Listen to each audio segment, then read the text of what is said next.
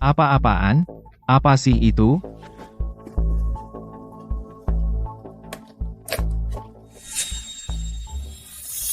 Teluk emas? Kakek bilang saat sekarat, laut itu penuh dengan ikan kakap kuning. Di bawah sinar bulan, mereka berkilau emas. Itu cukup untuk bertahan 10 kali seumur hidup dalam satu tangkapan. Ternyata itu bukan omong kosong. 3 tahun ini bekerja di laut bersama Paman Arthur, aku bekerja keras. Dia pura-pura tidak tahu soal bagi hasil. Besok acara makan malam keluarga tahunan, aku akan bicarakan peta ini dengannya. Jika dia setuju bagi hasil, aku akan bekerja sama dengannya di Teluk Emas. Jika tidak, selama dia membayar jumlah yang dia sumpah di atas peti mati ayahku yang akan dia bayar untuk tunangan pernikahanku, aku masih akan mengakui dia sebagai pamanku. Finn, bekerjalah keras bersama Paman Arthur. Akhir tahun, kita bagi hasil 50-50, hitung sendiri. Setelah 3 tahun, kamu akan punya cukup untuk uang tunangan untuk menikahi Chloe, uang untuk sekolah anak-anak dan membangun rumah. Paman Arthur akan mendapatkan semuanya untukmu. Ayahmu sudah tiada, aku ayahmu sekarang. Bekerjalah keras, jangan mempermalukan ayahmu. Bersulang, bersulang, bersulang. Paman Arthur, biarkan aku bersulang untukmu. Terima kasih telah menampungku tahun ini. Aku punya makanan di meja. Paman Arthur, sebelum kita berlayar di awal tahun, kau sendiri yang bilang, kita akan bagi hasil 50-50 di akhir tahun. Uang tunangan untuk Chloe, biaya sekolah masa depan anak-anak, kau hitung semuanya untukku. Jadi, bukankah sudah waktunya untuk menyelesaikan perhitungan? Bagi hasil 50-50, kamu sudah di kapal 3 tahun. Aku menanggung makanan, minuman, dan semuanya. Mengajarimu membaca angin, melihat arus, dan menangkap ikan. Seharusnya aku meminta biaya kursus, tapi aku tidak. Dan sekarang kau minta uang padaku? Di tengah badai, aku memegang kemudi selama 3 hari 3 malam. Aku tidak pernah melepaskannya. Hari topan, lambung depan bocor, aku menyelam dan menambal kebocoran dengan taruhan nyawaku. Dan kau sebut itu belajar pekerjaan? Kapal itu milikku, tangkapannya milikku. Kamu hanya membantu memuat dan menjaga. Jika kapal terbalik, kau akan pergi tanpa cedera. Aku akan kehilangan segalanya. Kau pikir hidupmu yang tidak berharga setara dengan setengah bagianku? Ayahmu, dulu di kapal, tidak pernah berani membuat tuntutan seperti itu. Kau bahkan lebih berani dari ayahmu. Baiklah, Paman Arthur benar. Lupakan dividennya. Tapi ada satu hal yang tidak bisa kau sangkal. Pada hari ayahku meninggal, kau berlutut di pemakamannya, dan bersumpah akan mencarikanku istri. Keluarga Chloe minta 2.000 untuk pertunangan. Demi mendiang ayahku, Tolong bayar. Keponakan, aku memang berjanji mencarikanmu istri, tapi aku tidak pernah bilang harus gadis Smith yang cantik itu. Nyonya Jenkins dari sebelah, pernikahan ketiga, 2 anak, 800 untukmu. Aku sudah mengeceknya. Uang pertunangan cuma 80. Dia bisa menikah besok. Kau bisa pakai sisa 720 untuk memperbaiki makam orang tuamu. Cukup murah hati dari pamanmu ya. Paman Arthur, kau memperlakukanku seperti pengemis? Kurang? Saat ayahmu menikahi ibumu, yang dia beri cuma 2 gulung kain murah. Anak yatim sepertimu, dan kau pikir bisa kawin ke atas? Paman Arthur, kamu tidak berhak bicara tentang ayahku. Terus kenapa? Ayahmu bekerja seperti anjing sepanjang hidupnya, mati miskin banget, bahkan tidak mampu membeli peti mati yang layak. Kamu persis seperti dia, lahir untuk menjadi budakku. Kamu bilang ayahku miskin seperti debu? 3 tahun lalu, tali derek putus saat topan itu. Jika ayahku tidak mendorongmu keluar, kamu akan yang tersapu ke laut oleh kabel baja itu. Sekarang kamu sebut dia miskin seperti debu, ayahku mati menyelamatkanmu, ibuku meninggal tak lama setelahnya. Dan hari ini kamu menawarkan 800 untuk menikahi seorang janda. Arthur, kamu tidak punya malu. Finn, beraninya kamu mengungkit masa lalu. Finn, jangan bodoh. Minta maaf pada pamanmu sekarang. Jika kamu kehilangan pekerjaan ini, bagaimana kamu bertahan? Bertahan? Aku lebih baik kelaparan daripada bekerja untuk bajingan yang tidak tahu terima kasih seperti dia. Simpan 800, beli sendiri peti mati yang bagus. Keluar dari pintu itu, dan kamu tidak akan mendapatkan sekoci pun di perairan ini. Aku akan memastikannya.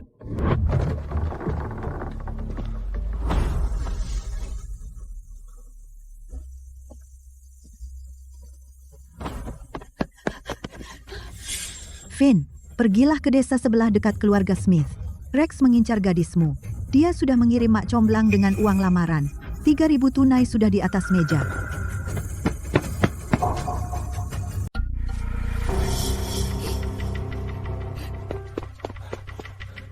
Tuan Smith, saya tidak bisa menerima uang ini. Kenyataan bahwa Anda bertengkar dengan Arthur telah menyebar ke seluruh desa. Anda bahkan tidak punya pekerjaan lagi. Bagaimana kau bisa menolak uang ini?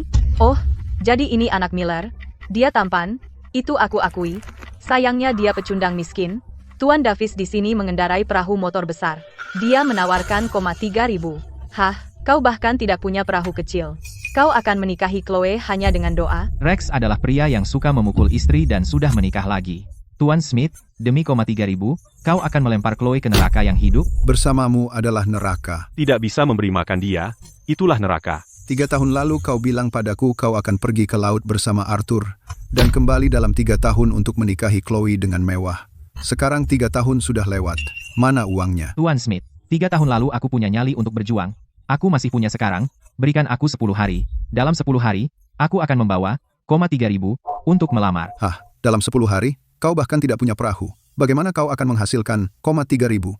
Jika aku bahkan kekurangan $1, aku, Finn Miller, akan pergi memutuskan hubungan dengan Chloe sendiri, dan aku tidak akan pernah menginjakan kaki di rumah Smith lagi. 10 hari, Tuan Smith, aku mohon.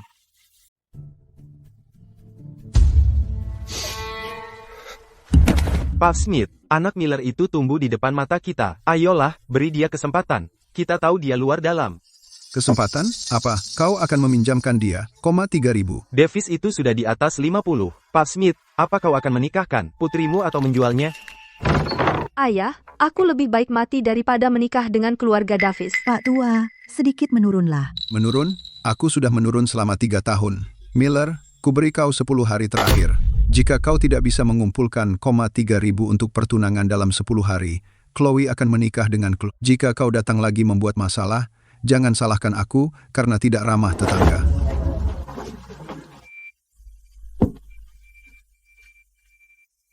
Pak Smith, dalam 10 hari aku akan datang dengan uang untuk menjemput Chloe. Om Ben, ini aku, Finn. SSST, pura-pura kita tidak di rumah. Dasar bodoh, cerobongnya masih berasap. Bandan. Paman Ben, aku bahkan tidak perlu masuk. Dengarkan saja aku dari balik pintu. Keluarga Smith mendesak keras. Mereka minta 45 juta rima sebagai uang pinangan dalam 10 hari. Kalau tidak, Chloe akan menikah dengan Pak Tua Davis. Aku tidak minta lebih, hanya 45 juta rupiah. Angan. Dulu, ayahku punya 45 juta rima untuk membeli perahu. Dia pakai uang itu untuk membangun rumah keramik besar ini untukmu. Kau bilang kau berhutang padanya selamanya. Aku tidak menagih budi. Aku meminjam uang ini. Begitu dapat kerja, aku akan membayarnya dengan bunga. Kau setuju saja? Finn, bukan aku tidak mau membantu, tapi aku tidak bisa. Sepupumu baru saja bertunangan. Mereka minta 27 juta rupiah sebagai uang pinangan. Mana ada uang lebih untuk dipinjamkan? Bibi Mary, rumah keramik besar ini, dulu dibangun ayahku dengan 45 juta rupiah. Sekarang aku hanya minta 45 juta rupiah untuk keluar dari kesulitan. Aku benar-benar tidak punya uang sepeser pun. Finn, jangan salahkan aku. Paman Arthur baru saja mengirim anak buahnya dari pintu ke pintu dengan pesan. Siapapun yang meminjamimu 1 sen pun tidak akan pernah bekerja di armada Arthur lagi. Keluarga kami bergantung pada laut, menyakitinya, kita semua akan kelaparan. Jadi kamu takut padanya? Bukan soal takut. Kamu masih muda, kamu bisa ambil risiko. Paman Benmu punya keluarga, sepupumu belum menikah. Nantas, Aku tidak sanggup membuat... dia menjadi musuh karena kamu. Jadi selamanya yang kau janjikan pada ayahku hanya bertahan 3 tahun? Apa itu cara bicara pada orang yang lebih tua? Omong kosong.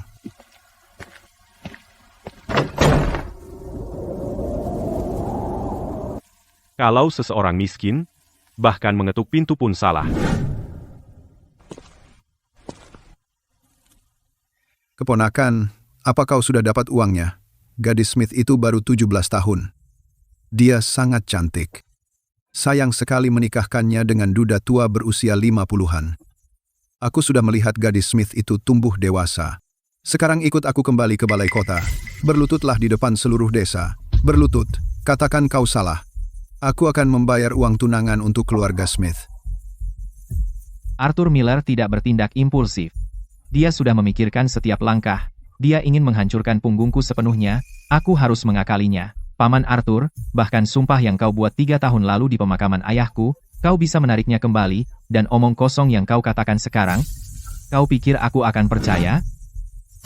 Arthur, aku tidak ingin satupun sen dari uangmu, dan aku tidak akan naik perahumu atau menggunakan dermagamu. Jadi simpan saja semuanya untukmu, aku sendiri yang akan menikahi Chloe. Oh, omong-omong, janda yang sudah menikah 3 kali itu, jangan coba-coba macam-macam dengannya. Dia, setidaknya, tidak bersalah, tapi kau lebih buruk dari binatang. Kau punya kesempatanmu, sekarang kau sendiri, hahaha. Sebarkan beritanya. Di dermaga ini, siapapun yang meminjamkan perahu atau jala kepadanya berarti menampar mukaku, Arthur Miller. Yo, bukankah itu bocah Miller dari balai kota tadi malam yang membalikan meja? Kenapa hari ini kau bahkan tidak bisa menyewa sekoci dan kau memulung di sini?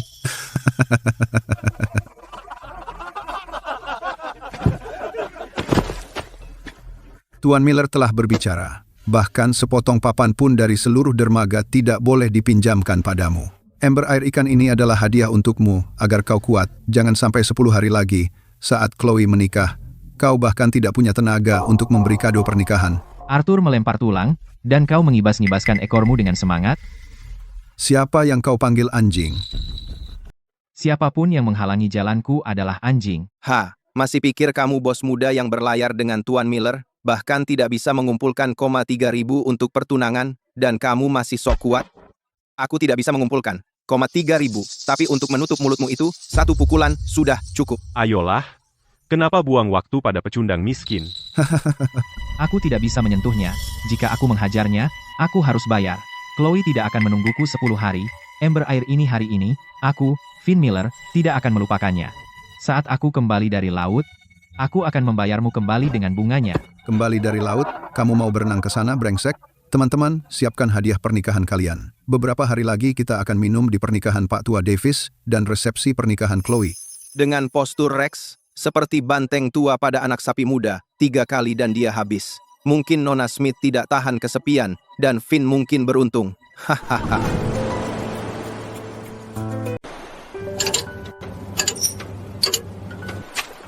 Brody, kamu sedang memperbaiki perahu? Siapa di sana? Hei, bukankah kamu anak Miller? Jadi kamu benar-benar berselisih dengan Arthur Miller bajingan tua itu? Terusir ke tempat kumuh ini? Teluk emas? Laut mati yang seharusnya penuh dengan ikan kuning. Dari mana kamu dapatkan ini? Kakekku mewariskannya padaku. Kakek, sebelum pergi, terus menggumamkan teluk emas berulang-ulang. Kupikir dia hanya mengigau. Beberapa hari yang lalu, saat membereskan barang-barang lama, peta ini jatuh dari kompartemen tersembunyi di lemari atas. Benda ini pasti harta karun. Tapi kamu datang ke orang yang salah. Perahu rongsokanku bahkan tidak bisa meninggalkan pantai. Apalagi pergi ke Teluk Emas dan kembali hidup-hidup. Pergi ke paman Arthurmu. Armada Arthur sangat perkasa. Pergi ke dia memotong semua pekerjaanku di dermaga, dan memaksa wanitaku menikah dengan seorang duda tua. Brody, kamu lupa bagaimana dia mengusirmu ke tempat ini dulu? Aku akan bertanya sekali lagi. Apakah kamu mencuri dan menjual solar dari gudang? Omong kosong. Aku bahkan tidak punya kunci gudang. Kamu jelas mencoba menipuku dari upah 6 bulan. Aku bilang kamu mencurinya. Kamu mencurinya. Di dermaga ini, kata-kataku adalah hukum. Buka matamu dan lihat dengan jelas. Inilah yang terjadi saat tanganmu panjang. Mulai sekarang, Brody keluar dari kru. Kapal manapun yang berani mempekerjakannya, aku akan menghancurkan mata pencaharian mereka. Arthur Miller menginjak-injak wasiat terakhir ayahku, mendorong wanitaku ke neraka hidup, menghalangi semua pekerjaanku di dermaga. Sekarang, yang tersisa hanyalah nyawaku, kamu juga. Juma, aku hanya ingin bertanya satu hal. Apakah kamu berani mengambil risiko? Aku hanya seorang lajang. Mati di laut bukan kerugian. Aku ikut untuk balas dendam. Arthur tidak akan senang. Itu yang akan membuatku senang. Perahu jelek ini tidak banyak berguna, Tapi bisa menghadapi ombak. Finn, kita berangkat lusa. Kalau kamu mundur di tengah jalan, aku sendiri yang akan memberimu makan hiu. Jika aku saja mengernyit sekali, aku akan makan topiku. Setuju. Kamu punya nyali.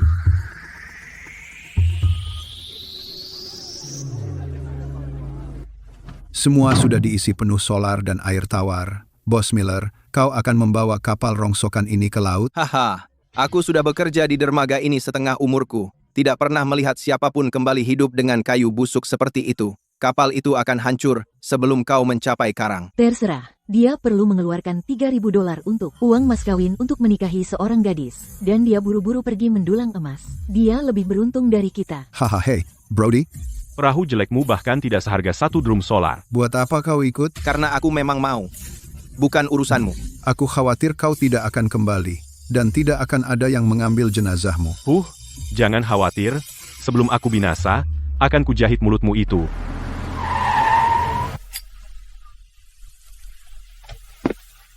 Minggir, minggir.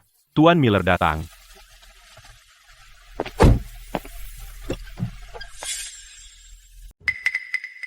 Keponakan, kau berani membawa perahu kayu jelek ini ke laut dalam? Jangan kehilangan nyawamu hanya karena uang pertunangan.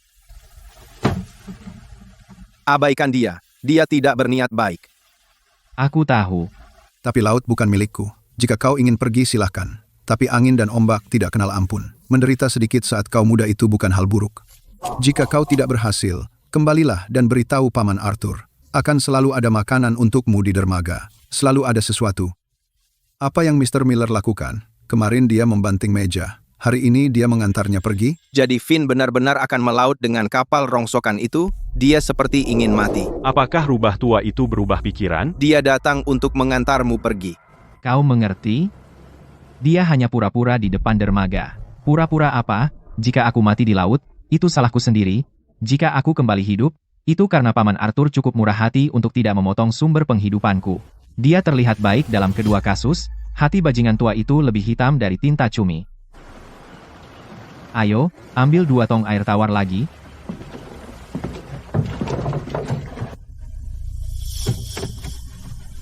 Mr. Miller, apa kau pikir anak itu benar-benar bisa menemukan sesuatu yang berharga? Finn berani membawa kapal rongsokan itu ke daerah karang. Mungkin dia punya trik tersembunyi. Sebelum kakakku meninggal, dia terus menyebut-nyebut teluk emas.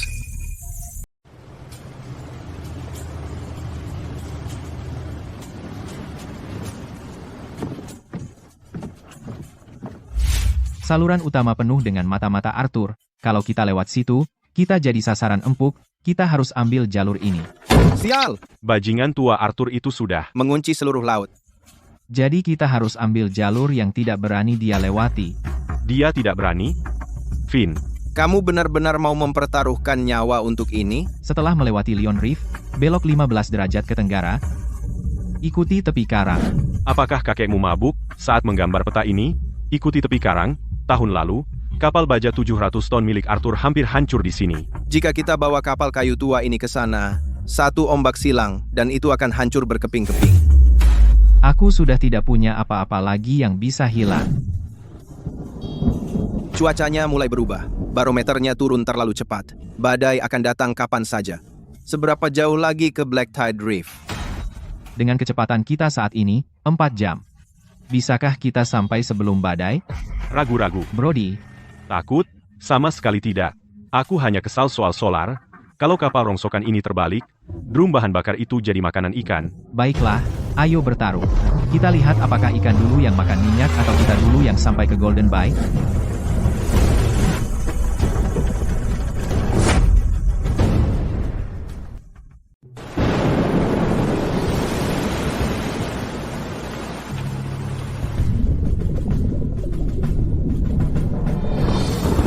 Arus bawah di sisi kiri haluan. Aku lihat, tetap stabil. Kita melenceng dari jalur, terdorong 8 derajat ke barat oleh arus bawah. Pada tingkat hanyutan ini, kita akan menghantam karang pasang hitam dalam 20 menit. Tidak bisa ke barat. Barat berarti karang, tenggara berarti masuk ke ombak besar. Lunas kapal tua ini tidak bisa terkena hantaman langsung.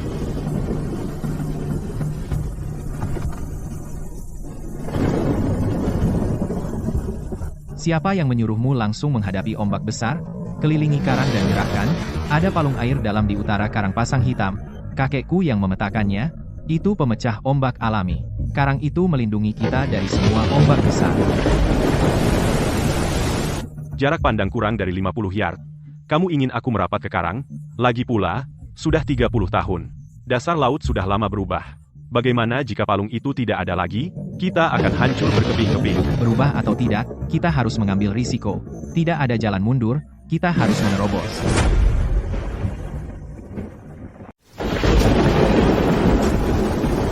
Dua pilihan. Pertama, kita langsung menuju ombak tenggara. Lunas perahu tua ini bisa bertahan paling lama 20 menit. Lalu kita menghantam karang pasang hitam, dan kita berdua jadi makanan ikan. Kedua, Berikan setir padaku, manfaatkan gelombang dan potong karang, ikuti palung air dalam di peta laut, masuk ke pelabuhan terlindung sebelum badai datang. palung air dalam. Kau yakin itu masih ada? 30 tahun? Mungkin sudah terisi pasir sekarang. Hanya satu cara tahu, masuk. Masuk? Kau pikir ini halaman belakangmu? Keputusanmu. Aku percayakan nyawaku padamu. Jika kita menghantam karang, aku akan bangkit dari kematian dan menuntut balas dengan kakekku. Tenang. Perampok berusia 30 tahun ini tak tahan perlakuan seperti itu. Tidak bisa. 50 yard di depan, rantai karang, keluar dan awasi laut.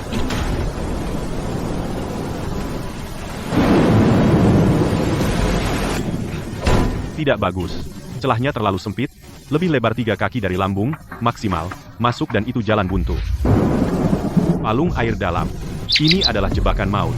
Kakekmu gila, dan kau lebih gila lagi. Jika kita tidak melewati jebakan maut ini, kita tidak akan selamat dalam badai level 10 ini. Cukup bicara. Kemari lihat peta laut. Melewati karang-karang tersembunyi ini, airnya dalam. Tapi peta ini sudah berusia 30 tahun. Arus telah Medan mengubah. bawah air sejak lama. Bawa timah penduga kehaluan, laporkan kedalaman setiap 30 detik.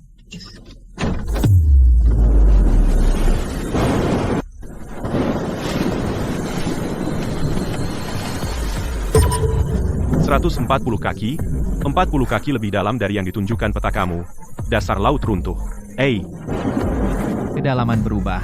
Pasti ada karang baru yang terbentuk di dekat sini, pegangan erat.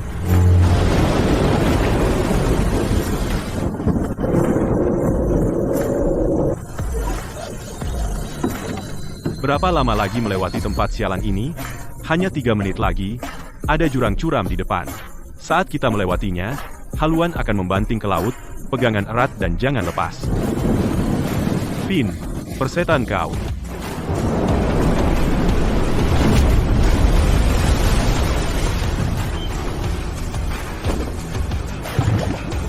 Kedalaman cukup. Kita keluar dari zona karang. Kemana selanjutnya? Timur. 15 mil laut ke timur, Ada 2 pulau tanpa nama. Di antara keduanya adalah Pocket Bay. perlindungan alami, 15 mil laut. Ombaknya setinggi 20 kaki setidaknya. Perahu kayu jelek ini lunasnya tidak bisa menanganinya. harus bisa menanganinya. Menurut peta, itu satu-satunya jalan keluar kita. Apa? Kamu takut? Aku takut. Penyesalan terbesar dalam hidupku adalah tidak bertaruh habis-habisan melawan Arthur 3 tahun lalu. Bahkan jika aku tidak kembali hari ini, itu sepadan. Teluk Pocket, pintu masuk pulau di depan, aku melihatnya. Pegangan erat.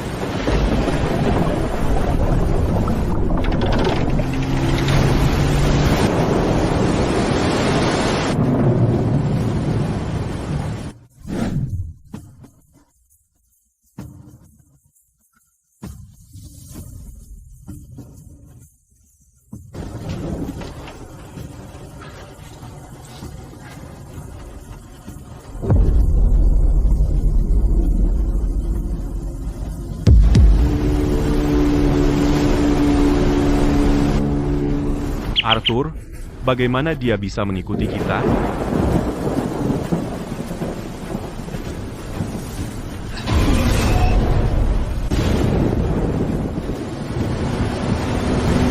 Keponakanku sayang, pergi ke Teluk Emas untuk mencari kekayaan, ya? Peta laut yang ditinggalkan ayahmu. Kenapa tidak berbagi dengan Paman Arthur?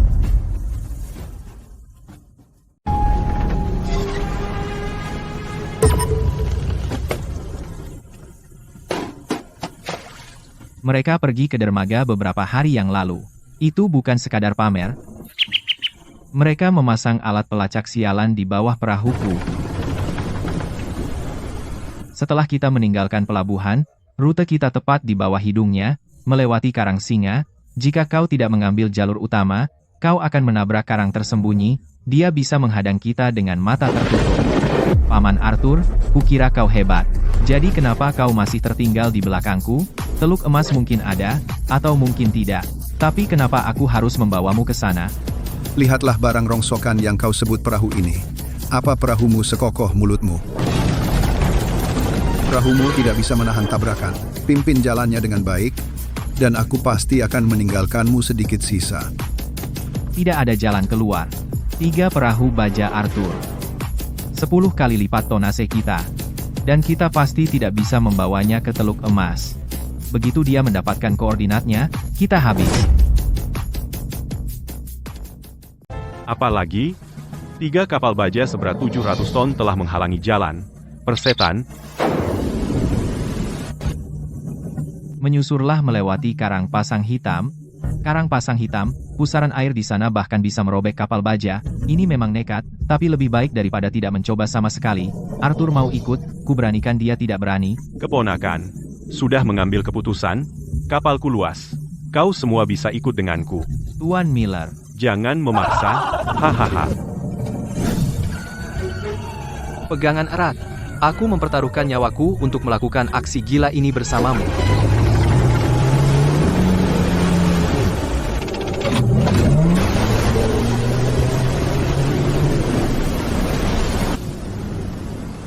Finn, kau gila. Itu pusaran air di dalam karang pasang hitam. Ia akan mencabik-cabik kapal baja seberat 700 ton. Arthur, pelacak yang kau pasang di bawah kapalku bekerja cukup baik, ya? Jika kau punya nyali, ikutlah aku masuk.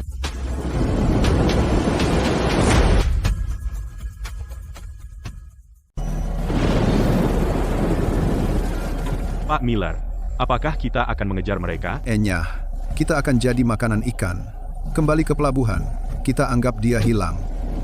Tapi bagaimana jika mereka benar-benar selamat? Selamat? Pernahkah kau lihat seseorang keluar dari Black Tide Reef hidup-hidup?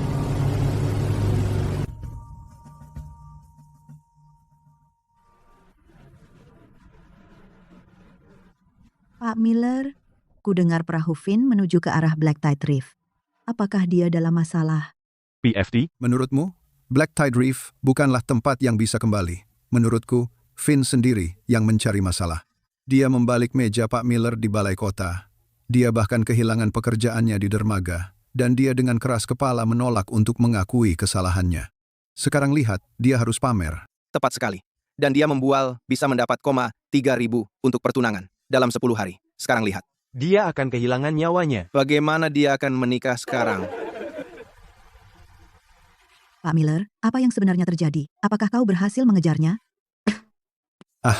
Mana mungkin tidak. Setiap speedboat di armadaku yang bisa melaut, kukerahkan semuanya. Kami mengejarnya sampai ke Black Tide Reef. Kugunakan megafon untuk memanggilnya. Kukatakan jangan masuk. Dia tidak mendengarkan. Dia menginjak gas dan meluncur ke celah sempit Black Tide Reef. Kau pernah lihat pintu masuk ke Black Tide Reef, kan? Celah batu yang tersempit. Dia langsung masuk. Aku masih berteriak, dan sebelum suaraku berhenti, ku dengar bunyi gedebuk dari dalam. Bahkan serpihan kayu pun tidak mengapung.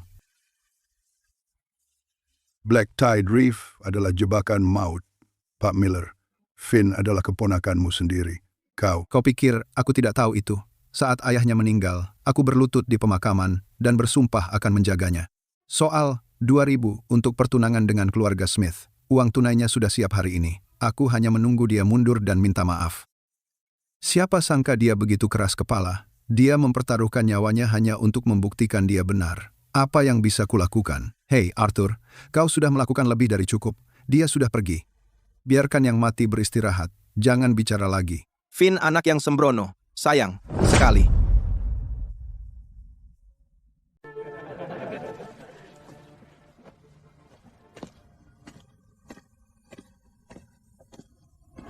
Kamu benar. Dia yang minta. Tapi aku berharap dia tidak punya harga diri sialan itu. Setidaknya dia akan hidup. Besok aku akan mengirim orang untuk mencari pinggiran Black Tide Reef. Semoga kita akan menemukannya. Jika tidak, Setidaknya itu akan memberikan saudaraku yang sudah meninggal dan istri saudaraku sedikit kelegaan.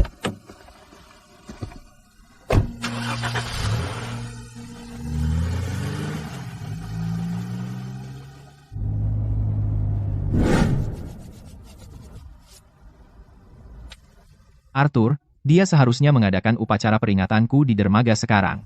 Sebaiknya dia memberikan penghormatan. Kami akan menagihnya nanti. Kapal ini masih bisa bertahan. Kita punya kurang dari 30% bahan bakar tersisa.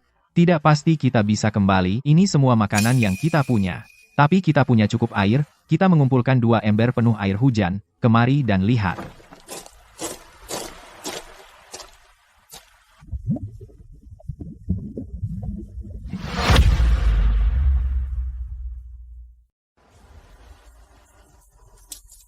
Itu abalon. Liar? Jaring mereka dengan ini, atau perangkap kepiting, di pos perdagangan dermaga, berapa per pon? Kering, lebih dari $100. Jadi maksudmu? Hahaha. Arthur pikir kita mati, dia tidak berani masuk ke sini. Di bawah karang pasang hitam ini, semua abalon liar besar bersembunyi di celah tersembunyi ini, tidak ada yang menyentuh mereka selama bertahun-tahun. Dia menyebut kita orang mati. Kalau begitu, ayo kembali hidup-hidup dan tunjukkan padanya. Bukan hanya hidup, tapi penuh muatan.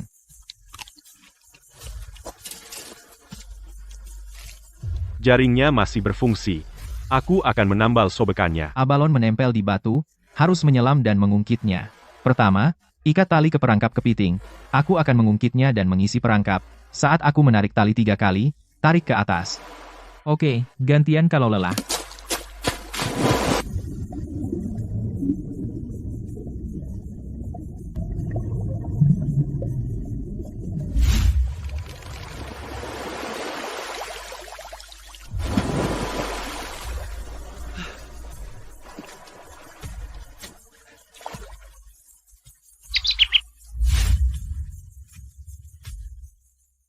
Harga kering untuk barang-barang ini di dermaga lebih dari $100 per pon. Kita baru saja dapat jackpot. Berhenti menghitung uang. Angkut dulu yang bisa, nanti kita bereskan. Aku capek. Giliranmu. Oke. Begitu banyak abalon. Aku belum pernah menangkap sebanyak ini seumur hidup, apalagi melihatnya. Bahkan ada yang lebih tebal di dalam teluk. Kita bahkan belum mengisi setengah dari belasan keramba ini. Tempat ini belum disentuh setidaknya 10 tahun. Orang-orang Arthur takut setengah mati sama Black Tide Reef. Mereka sudah takut selama 10 tahun. Semua abalon dari 10 tahun itu bisa kita ambil. Hah, dia takut sama karangnya. Tapi kita punya peta, kita bisa ikuti palung air dalam dan masuk. Setelah kita melewati jalur ini, itu zona larangan Arthur Miller.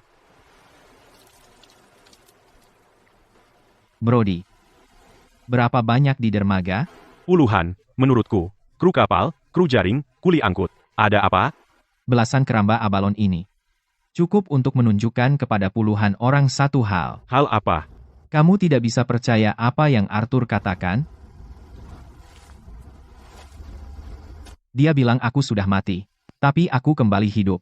Dia bilang Black Tide Reef tidak bisa dimasuki. Aku masuk, dan menarik belasan keramba abalon. Dia bilang tidak ada di laut ini yang mau mempekerjakanku. Setelah perahuku merapat, dan aku menjual hasil tangkapan, dia yang membuat aturan di dermaga. Kali ini aku akan kembali dan aku akan melanggar semuanya satu persatu. Kamu tidak hanya menarik abalon. Kamu menampar muka Arthur. Dia sendiri yang menyebabkan. Aku hanya memastikan semua orang melihatnya dipermalukan. Brody, aku berenang sedikit lebih jauh sambil mencongkel abalon di bawah sana. Lihat sesuatu? Ada bangkai kapal di parit pantai, haluannya sebagian besar hancur. Tapi ada tanda di tiang kapal, tanda yang sama seperti di peta perkamen kakekku. Kapal kakekmu? Karang pasang hitam adalah pintu masuk ke Teluk Emas. Kakekku bilang bahwa apa yang tenggelam di laut itu cukup untuk menghidupi keluarga Miller selama 10 generasi. Dia tidak bicara tentang makanan laut atau ikan kakap kuning. Kargo di bangkai kapal itu. Dia tidak berhasil mengirimnya saat itu. Hari ini, lebih dari selusin keranjang abalon hanya pintu masuk, apa yang ada di balik pintu. Kita akan kembali setelah menukar kapal rongsokan ini. Pertama, ambil abalonnya kembali. Ada pos perdagangan pribadi di barat dermaga, pemiliknya bermasalah dengan Arthur. Tunai saja, tanpa catatan.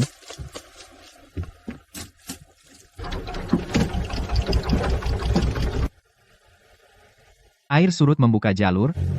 Ayo pergi.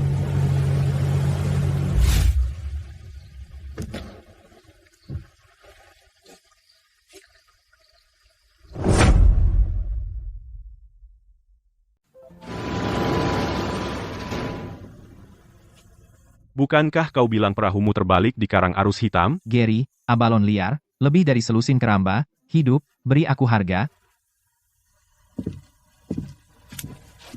Finn, buka semua pintu penyimpanan dingin, keluarkan timbangan, cepat.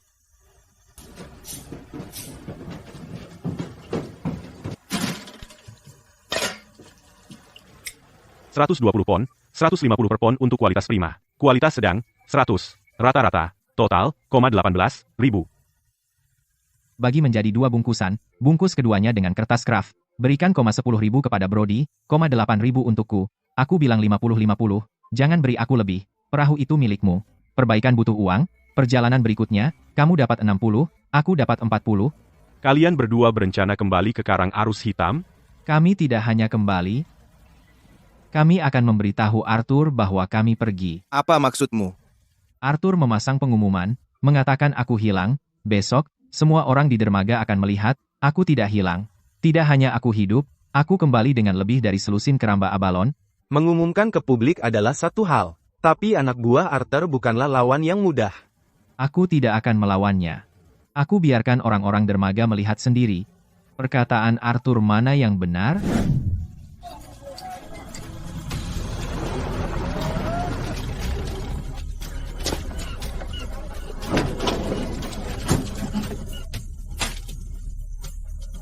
Finn, kau tidak. Aku kembali. Anginnya terlalu kencang. Aku berlindung di karang arus hitam semalaman. Maaf telah membuat semua orang khawatir. Karang arus hitam.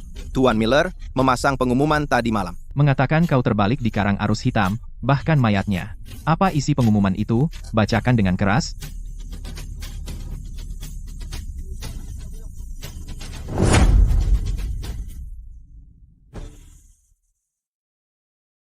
Tertulis, kamu berlayar dengan perahumu langsung ke karang pasang hitam. Seluruh armada berusaha keras menyelamatkanmu. Mereka tidak bisa mengejar. Perahu kehilangan kontak setelah memasuki celah sempit. Dia menulis itu, dia mengejarku dengan 3 perahu cepat.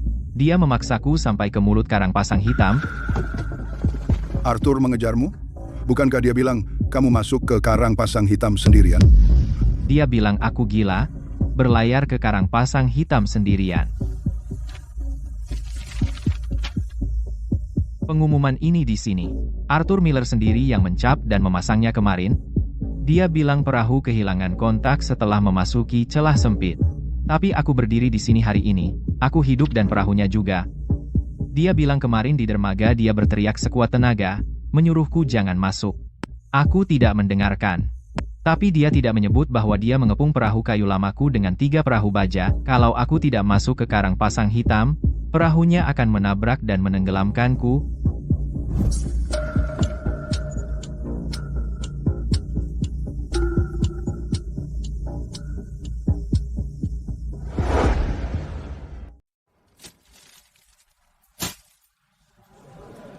Lebih dari selusin keranjang abalon, saya mengambilnya dari karang pasang hitam. Arthur bilang kalau sudah masuk, tidak akan keluar lagi. Saya keluar, dia menutup dermaga, dan tidak membiarkan siapapun mempekerjakan saya. Barang saya tetap berlabuh. Saya pergi ke tempat yang tidak berani dikunjungi perahunya. Apa yang tidak mau dia sentuh, saya bawa kembali. Jika ada di antara para tetua yang tidak percaya perahu ini masuk ke karang pasang hitam, datang lihat goresan di lambung kapal. Itu masih baru, bahkan belum kering.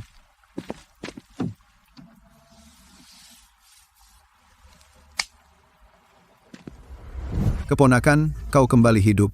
Aku sangat senang. Tapi kau bicara omong kosong di sini. Aku harus memberitahumu 1-2 hal. Kemarin, kau sendiri mendorong tuas gas sampai penuh dan menabrak karang pasang hitam. Aku pakai pengeras suara untuk menyuruhmu berhenti.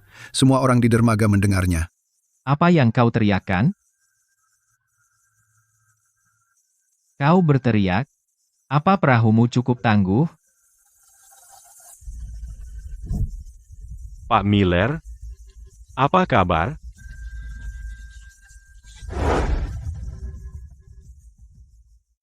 Kalian berdua, dengan perahu jelek keluar dari karang pasang hitam? Dan bukan cuma itu, kami juga menangkap 54 kg abalon liar. Pemberitahuan ini, kamu sendiri yang mencap dan menempelnya kemarin. Kamu bilang aku hilang. Aku berdiri di sini hari ini, melaporkan secara palsu itu ilegal kecelakaan maritim. Kamu meniupnya dan menekannya sendiri, bekasnya masih ada. Gimana caranya kamu tarik kembali pemberitahuanmu?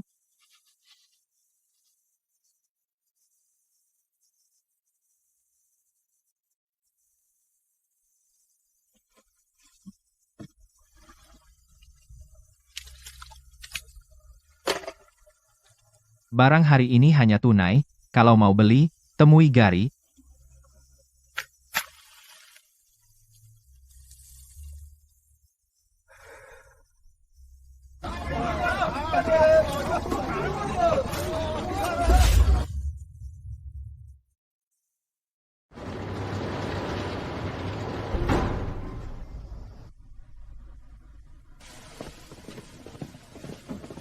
Tulisan tanganku jelek. Coba tulis sendiri.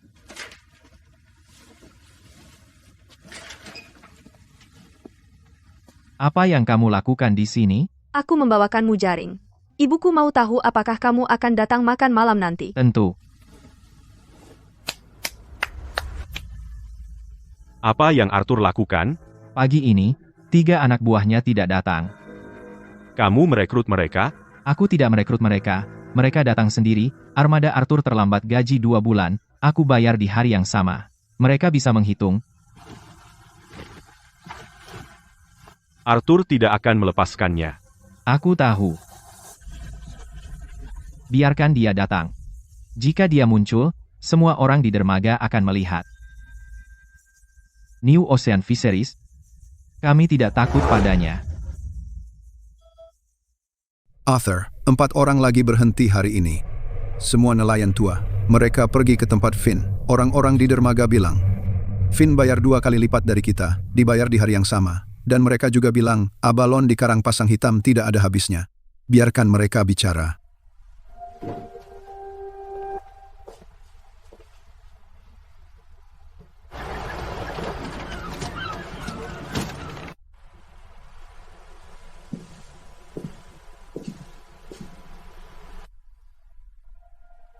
Pergi segel gudang itu. Atas dasar apa? Operasi tanpa izin. Tidak ada dokumen. Cukup itu?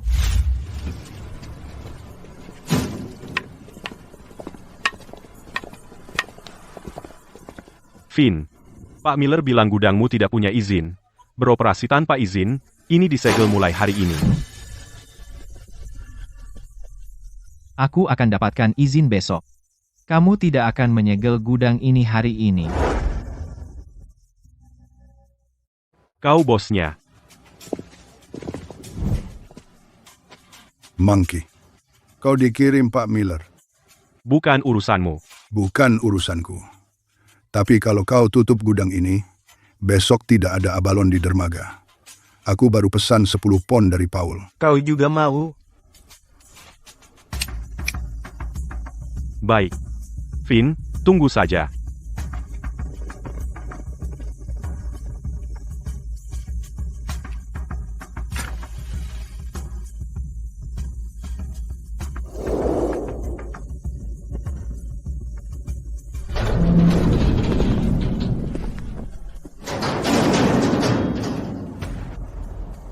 Kau menang. Pemberitahuan Syah Bandar sudah ditempel. Pesanan dermaga dibatalkan. Setengah kru armada pergi. Apa kau puas? Bukan aku yang memberitahu Syah Bandar, dan aku tidak memerintahkan pembatalan pesanan dermaga. Orang-orangmu pergi. Kau tidak bisa mempertahankan mereka.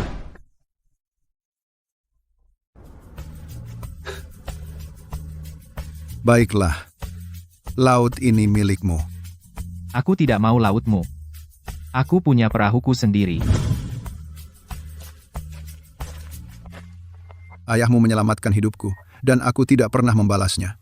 Hari ini aku memberimu dermaga, Jadi anggap saja itu sudah terbayar. Ayahku tidak menyelamatkanmu agar kau bisa membalasnya. Kau tidak berutang dermaga padaku, tapi hutang yang kau tahu di dalam hatimu.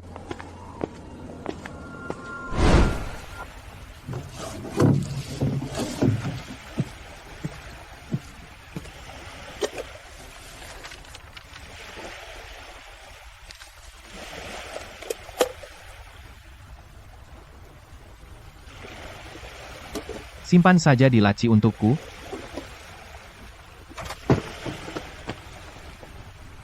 Apakah kita masih pergi ke Teluk Emas? Abalon di Karang Arus Hitam akan bertahan seumur hidup kita. Teluk Emas bisa menunggu sampai kita ganti perahu tua ini. Dan buat yang lebih besar. Seberapa besar?